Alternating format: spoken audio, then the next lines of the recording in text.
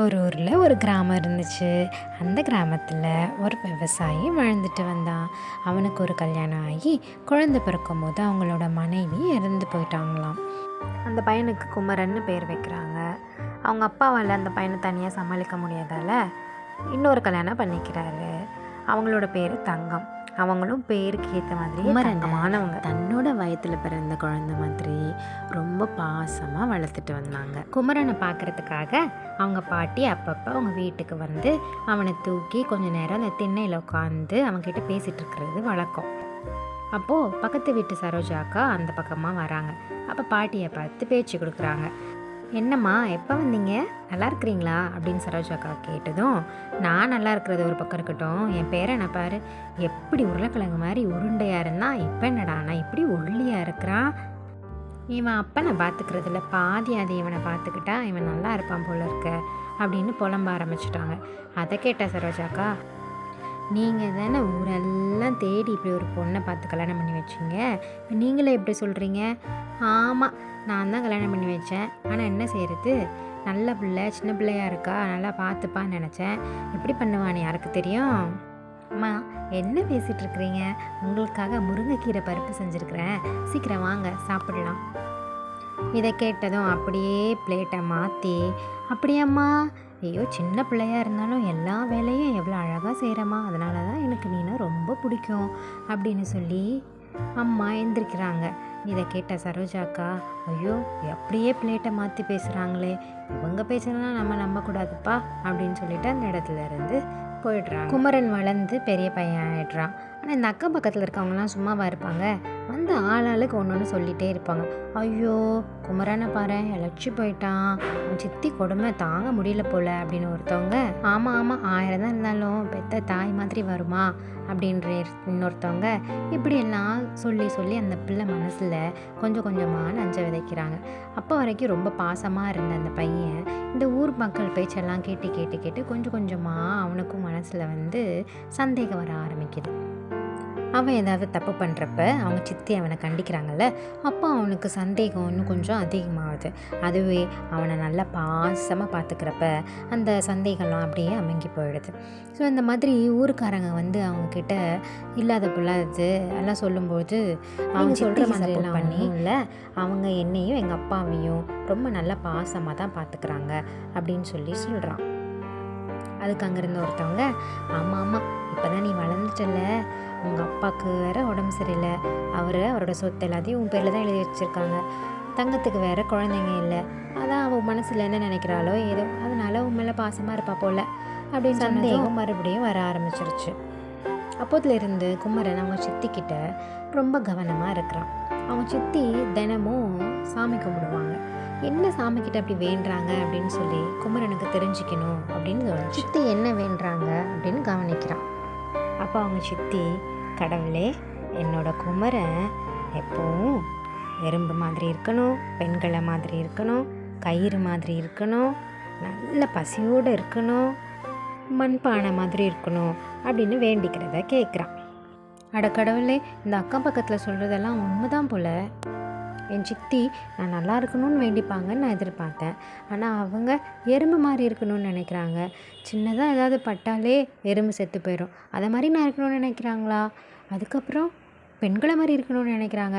பெண்கள் அவங்களால எதுவுமே முடியாது, பாவம், வீட்டில் உட்காந்து சமைக்கிறது, சாப்பாட்டுக்கு எதிர்பார்த்து இருக்கிறது, இதுதான் அவங்களோடது, அதை மாதிரி நான் இருக்கணும்னு நினைக்கிறாங்க. அதுக்கப்புறம் கயிறு, அது ஒன்றுத்துக்கும் பிரயோஜனப்படாது, மாடு கட்டுறதை தவிர, இது அது மாதிரி இருக்கணும்னு நினைக்கிறாங்க. கல்லுப்பட்டா உடஞ்சிடுற மண்பானம் போல் இருக்கணும்னு வேண்டிக்கிறாங்க. அதெல்லாம் இருக்கட்டும், எப்பவும் பசியில் இருக்கணும்னு வேண்டிக்கிறாங்க.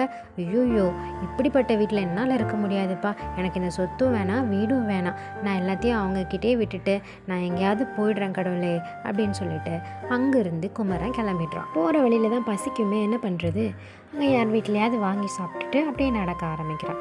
இருட்டிருச்சு. அப்போ அங்கே ஒரு வீடு தெரியுது. அந்த வீட்டில் ஒரு அப்பாவும் 2 பசங்களும் பேசுகிற சத்தம் கேட்குது. அவன் நின்று கேட்குறான். அந்த பிள்ளைங்க, அப்பா ரொம்ப பசிக்குதுப்பா, அம்மா எங்கே அப்படின்னு சொல்லி கேட்குறாங்க. அவரும் வந்துடுவான்ப்பா, வேலை இருக்கும், முடிஞ்சிருக்காது போல், கொஞ்சம் பொறுத்துக்கோங்க, வந்துடுவா அப்படின்னு சொல்லி சமாதானம் சொல்லிட்டு இருக்காங்க. அந்த நேரத்தில் குமரன் வந்து அவரை வெளியே கூப்பிடுறான். இன்னைக்கு ஒரு ராத்திரி நான் இங்கே திண்ணையில் படுத்துக்கவா, ரொம்ப தூரத்துலேருந்து வரேன், ரொம்ப சோர்வாக இருக்குது அப்படின்னு சொல்லி கேட்குறான். அவரை சரிப்பா படுத்துக்கோ அப்படின்னு சொல்லிட்டு உள்ள போய்டுறப்பா. ரொம்ப பசிக்குதுப்பா அப்படின்னு அந்த பசங்க கேட்டதுக்கு, எனக்கும் தாண்டா ரொம்ப பசிக்குது, கொஞ்சம் பொறுமையாக இருங்க, அம்மா வந்துடுவா அப்படின்னு சொல்லும்போதே அவங்க அம்மா உள்ளே வராங்க. வேலை முடிச்சுட்டு சீக்கிரம் வந்துடலான்னு பார்த்தா, பாப்பா எவ்வளோ வேலை, ஒன்று முடிஞ்சோடனே ஒன்று கொடுத்துட்டே இருக்கிறாங்க, அவங்கக்கிட்டேருந்து கூலி வாங்கிட்டு அரிசி வாங்கிட்டு வர இவ்வளோ நேரம் ஆயிடுச்சு, கொஞ்சம் பொறுமையாக இருங்க, இந்தோ இப்போ சாப்பாடு செஞ்சு தந்துடுறேன் அப்படின்னு சொல்லி சாப்பாடு செய்ய ஆரம்பிச்சிடுறாங்க அம்மா. சாப்பாடை சமைச்சிட்டு எல்லோரும் சாப்பிட்லான்னு உட்கார்றப்ப அவங்க அப்பா கேட்குறாங்க, வெளியே ஒரு பையன் படுத்திருந்தானே, அவனை பார்த்தியா அப்படின்னு சொல்லி. ஐயோ கவனிக்கவே இல்லையே வந்த அவசரத்தில் அப்படின்னு சொல்லி அவங்க அம்மா வெளியே போய் பார்க்க, தம்பி நான் உன்னை கவனிக்கவே இல்லையே, எங்கேருந்துப்பா வர, எந்திரிப்பா கொஞ்சம் சாப்பாடு கொடுக்குறேன், சாப்பிட்டுட்டு படு, வயிற்றுல பசி இருந்தா தூக்கமே வராது, கொஞ்சம் சாப்பிட்டு படு அப்படின்னு சாப்பாடு போடுறாங்க. அப்போ குமரன் இந்த மாதிரி ஊராக போயிட்டுருக்கேன் அப்படின்னு சொல்கிறத கேள்விப்பட்டு, சரிப்பா அப்போ ஒரு 4 நாளைக்கு நீ இங்கேயே இரு, எங்கள் முதலாளி வீட்டில் கல்யாணம் இருக்குது, நல்ல சாப்பாடு கிடைக்கும், அதுக்கப்புறம் நீங்கள் போகலாம் அப்படின்னு கேட்ட குமரனும் அங்கேயே தங்கின்றான். நல்ல சாப்பாடு 4 நாளைக்கு அளவில்லாமல் நிறைய சாப்பிட்டு குமரனுக்கும் அஜீர்ண கோளாறு ஏற்பட்டுடுது. இதை அந்த அம்மா கவனிக்காமல் அவனுக்கு சாப்பாடு போட்டு சாப்பிட கொடுக்குறாங்க. அதை பார்த்து, ஐயோ அம்மா என்னால் சாப்பிட முடியாது, எனக்கு பசியே இல்லை அப்படின்னு சொல்லி சொல்கிறான், எனக்கு உடம்பு சரியில்லைன்னு சொல்கிறான். அதை கேட்ட அந்த அம்மா, ஐயோ பசி இல்லையா, நீ எனக்கு முன்னாடியே சொல்லியிருக்கணும்லப்பா, நான் உனக்கு ஏதாவது மருந்து அரைச்சி கொடுத்துருப்பேன், பசி இல்லாமல் இருக்கக்கூடாதுப்பா, ஒரு பெரிய வியாதி தான். குமரனுக்கு அவங்க சித்தி ஞாபகம் வருது, எவ்வளோ பாசமாக இருக்கிறாங்களே, நம்ம பெண்களை பற்றி இவ்வளோ தப்பாக நினச்சிட்டோமே, இவங்க வேலைக்கும் போய் அங்கே வேலை பார்த்துட்டு கஷ்டப்பட்டு வந்து வீட்லேயும் வேலை பார்த்து, அப்பா எவ்வளோ சகிப்புத்தன்மை இருக்குது, இவங்கள போய் நம்ம தப்பாக நினச்சிட்டோமே அப்படின்னு சொல்லி மனசில் நினைக்கிறான். அதே மாதிரி எப்போவும் குமரன் பசியோடு இருக்கணும்னு எதுக்கு என்னோடய சித்தி வேணாங்க அப்படின்றதையும் புரிஞ்சுக்கிறான். இவங்க கிட்ட நடந்த கதை எல்லாத்தையும் சொல்கிறான்.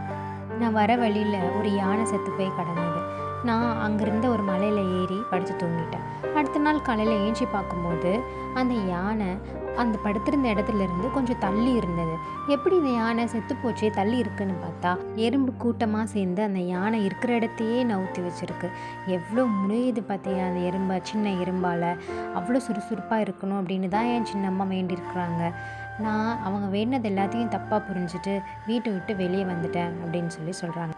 ஐயோ பாவம், உங்கள் சித்தி நீ காணும்னு தேடிட்டு இருப்பாங்க. முதல்ல சரி நான் உங்களுக்கு நன்றி சொல்லிட்டு சித்தியை பார்க்குறதுக்கு எங்கேயும் நிற்காமல் வேகமாக நடந்து வரான். அப்போ பார்க்கும்போது அவங்க வீட்டில் ஒரு திருடன் உள்ளே போகிறத கவனிக்கிறான். மெதுவாக போய் திருடனை பின்னாலேருந்து பிடிச்சிட்டு, சித்தி பயப்படாதீங்க, நான் தான் குமரன், இந்த திருடன் வந்திருக்கான் நம்ம வீட்டில், பிடிச்சி வச்சுருக்கிறேன் அப்படின்னு சொன்ன உடனே அவங்க சித்தி ஒரு பெரிய கயிறை அடிச்சு வந்து அவனை கட்டி போடுறாங்க. அப்போ தான் அந்த கயிறோட மகத்துவத்தையும் இவன் புரிஞ்சிக்கிறான். இவன் போய் அக்கம் பக்கத்தில் இருக்கவங்களெல்லாம் கூப்பிட்டுட்டு வரான். அவங்களும் அந்த திருடனை பிடிச்சி குமரனை பார்த்து ஆனந்த கண்ணீரை விடுறாங்க. எதுக்குடா சொல்லாமல் கொள்ளாமல் போனேன், நான் என்னன்னு நினைக்கிறது, பயந்துட்டேன் தெரியுமா, நீ வேற உலகம் தெரியாத பிள்ளை, நீயே வீட்டிலேருந்து போனியா, இல்லை யாராவது உன்னை தெரியாமல் கஷ்டப்பட்டு பயந்தா என்னை மன்னிச்சிருப்பா, இனிமேல் இந்த மாதிரி வீட்டை விட்டு போயிடாத குமரா அப்படின்னு சொல்கிறாங்க. அவங்க இப்படி சொன்னதை கேட்டதும் இவனுக்கு துக்கம் தாங்க முடியலை. அப்புறம் நடந்தது எல்லாத்தையும் சொல்கிறான் விவரமாக. அவங்க வேண்டினதை எப்படி அவன் தப்பாக புரிஞ்சுக்கிட்டா, அதுக்கப்புறம் அவன் வீட்டிலேருந்து வெளியே போனப்புறம் ஒரு விஷயமா அவங்க சித்தி வேண்டினது கரெக்டு தான் எப்படி ஒன்று ஒன்றா அவனுக்கு தெரிய வந்தது எல்லாத்தையும் சொல்லி அவங்க சித்திக்கிட்ட, ஆனால் ஒரு மண்பானை மாதிரி இருக்கணும்னு நீங்கள் வேண்டிங்களே, அது மட்டும் ஏன் சித்தி அப்படின்னு சொல்லி கேட்குறான். அப்போ மண்பானை பத்திரமா பயன்படுத்துகிற விதத்தில் பயன்படுத்தினா ரொம்ப நன்மையை தரும், ரொம்ப ஏழைங்களுக்கு கூட சுலபமாக வாங்கக்கூடியதாக இருக்குது, அதனால தான் நான் அப்படி வேணுனேன், எனக்கு உன்னை விட்டால் யாருடா இருக்கா குமரா, அம்மாவை விட்டு எங்கேயும் போயிடாத, நான் கோவத்தில் ஏதாவது சொன்னாலும் அது உன்னோட நல்லதுக்காக தான், உன்னை கஷ்டப்படுத்தணும்னு இல்லை. கேட்ட குமரனுக்கு ரொம்ப சந்தோஷம் ஆகிடுது. நடந்ததுக்கு மன்னிப்பு கேட்டு, இனிமேல் வாழ்க்கை பூரா இந்த மாதிரி தப்பை நான் பண்ணவே மாட்டேன் சின்னம்மா, உங்களை சந்தேகப்படவே மாட்டேன்னு சொல்கிறான். அப்போத்துலேருந்து தங்கமும் குமரனும் சந்தோஷமாக வாழ்ந்து வந்தாங்க.